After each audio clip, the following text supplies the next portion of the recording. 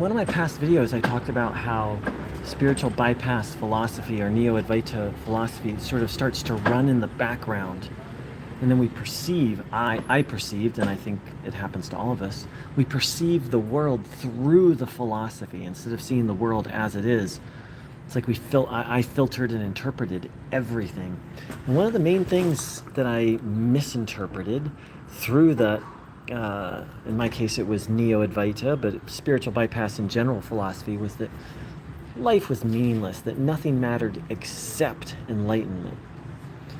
It's taken me a long time to let go of that one. It was in there pretty deep, and I just had a really sweet moment. So I was returning something at the grocery store, and I walked by, and at this grocery store they have this little thing where they celebrate their employees who work here, who are graduates, who are, I think they're high school seniors, and they're graduating class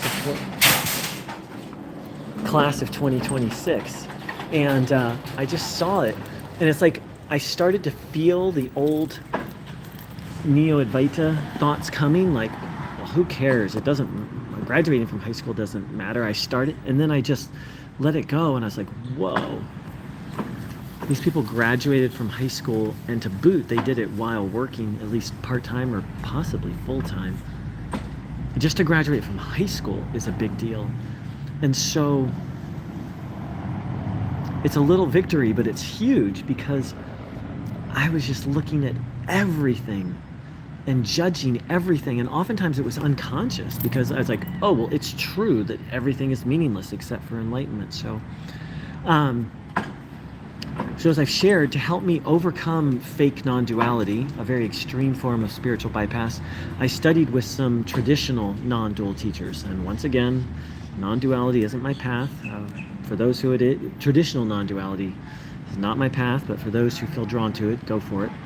And this was Swamini Brahma Prajananda, and on her website it said, one of the things it said was, you matter, your life matters. What you do with your life matters. And I was like, what? I've never heard anything like that in a Neo-Advaita satsang, but she's a traditional Advaita Vedanta non-dual teacher she's a guru who had a guru. And her guru was very traditional.